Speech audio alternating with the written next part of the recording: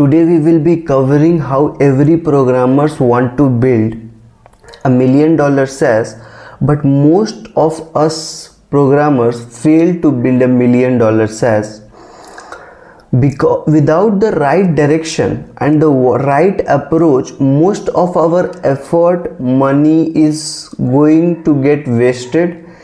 In this video, I want to talk about how limiting the product scope does not mean you are going to invest 6 to 9 months building the product.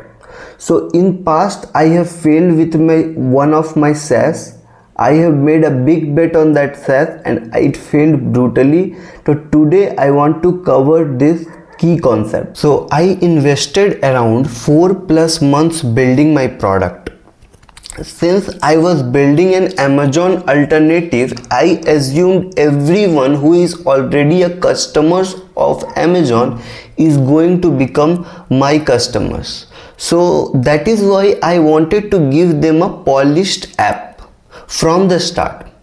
I was direct competing with Amazon in terms of app quality. I believe that if I invested more time building the app, I would have to do very less work in future and I would only then focus on marketing the product. So that is why I took so much time building the product. I thought when I limit the scope of my product, investing that much time building the product is justified. So I want to talk about this false belief. Most programmers think like this only.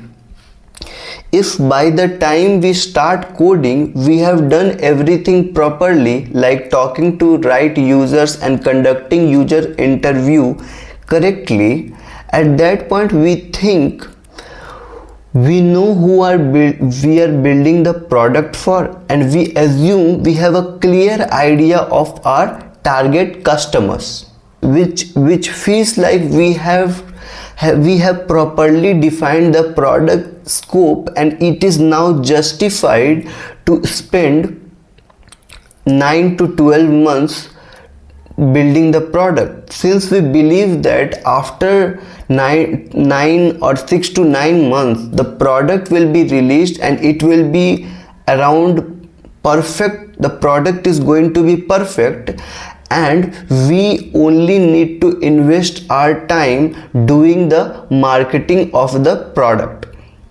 So we think that limiting the product scope gives us a clarity, but it is not true. It can be never be true, because we both, the customers and the product, need to be given time to accurately fulfill their goal.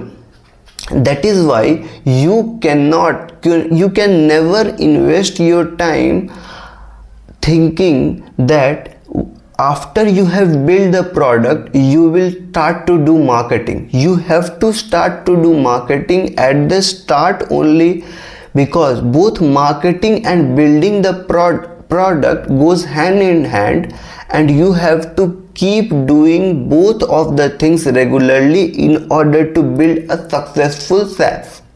Now let's take an example and understand this more deeply. Every one of us programmers think that since we limit the scope of the product, we don't have to work on that product in future. So suppose you decided to build a SaaS platform that continuously monitors price of a product across multiple online e-commerce platform in the real time. After talking to users, you have decided that your product will track historical pricing data and current trends to identify fluctuation and every pattern related to it. So your customers could set personalized alerts for specific product. Whatever they want to buy, they can apply personalized alert on that product. Now since you have limited the scope of the product, you think that now you can invest your time building it. You have thought that you will invest at least 4 to 5 months building the product, since you have already defined the scope of the product. But defining this scope of the product never justifies that you are going to invest so much time building the product.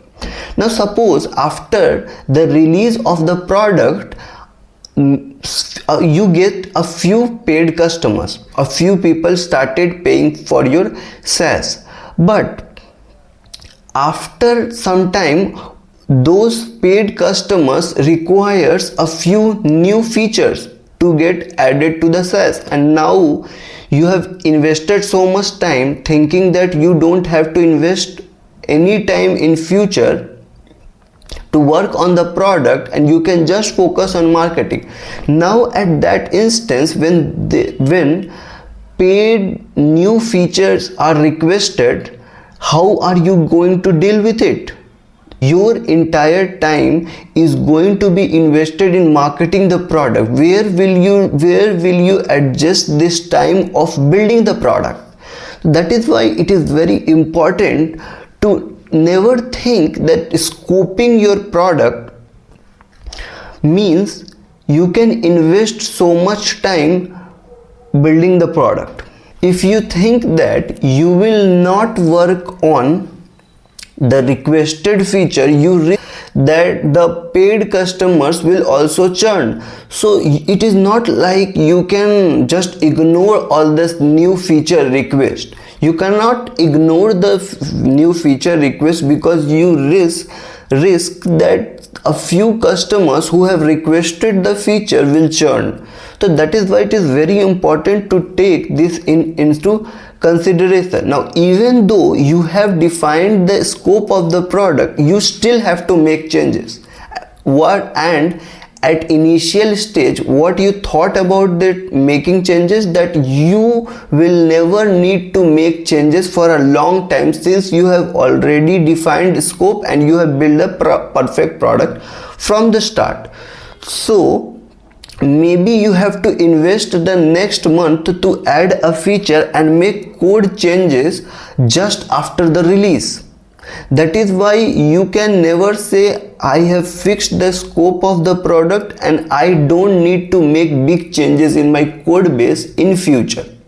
So limiting the product scope at the beginning can definitely help you. You should limit the product scope, but it does not mean you are finished with the product and in future you just have to spend time marketing the product.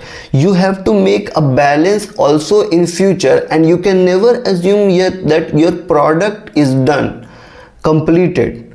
It is never like that the product is going to be completed. Product is always going to need some amount of time from your side. Otherwise, it is not going to work. This entire SaaS system runs on two core things: the marketing the product and building the product. You are never going to be done either with marketing the product and building the product. You have to do both simultaneously. So that is why never invest those 4 to 6 months of time just building the product. You have to think more about how you can make a balance between two and release as fast as possible. So that's it for this video. I'll meet again tomorrow with a new video.